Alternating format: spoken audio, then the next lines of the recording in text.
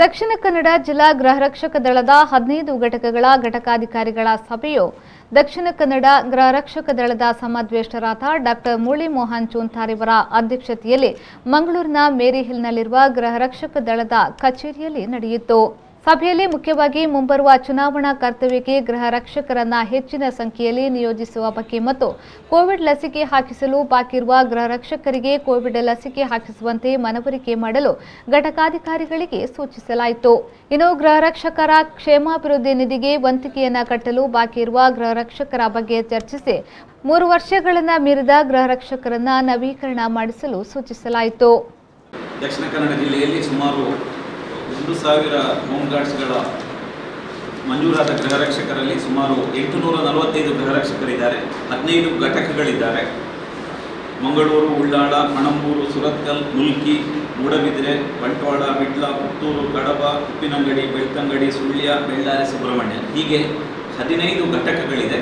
ಎಲ್ಲ 15 ಘಟಕಗಳಿಗೆ ಒಬ್ಬರು ಘಟಕಾಧಿಕಾರಿಗಳಿರ್ತಾರೆ. ಎಲ್ಲ ಘಟಕಾಧಿಕಾರಿಗಳು ಇವತ್ತು ಬಂದಿದ್ದಾರೆ.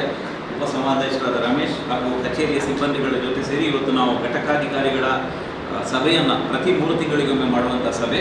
ಮುಂದಿನ ದಿನಗಳಲ್ಲಿ 1-2 ತಿಂಗಳಲ್ಲಿ ಇಲೆಕ್ಷನ್ ಚುನಾವಣಾ ಬರುವ ಸಾಧ್ಯತೆ ಇರುವ ಕಾರಣದಿಂದ ಹಲವಾರು ವಿಷಯಗಳನ್ನು ಇಟ್ಟುಕೊಂಡು ಇವತ್ತು ಚರ್ಚೆ ನಡೆಸ್ತಾ ಇದ್ದೇವೆ.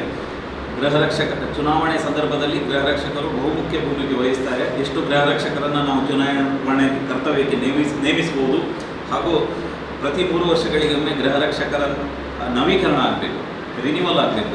ಅವರನ್ನು ರಿನಿವಲ್ ಬಗ್ಗೆ ನಾವು ನವೀಕರಣ ಪತ್ರ ಕೊಡುವಂಥ ವಿಚಾರದ ಬಗ್ಗೆಯೂ ಚರ್ಚೆ ನಡೆಸ್ತಾ ಇದ್ದೇವೆ.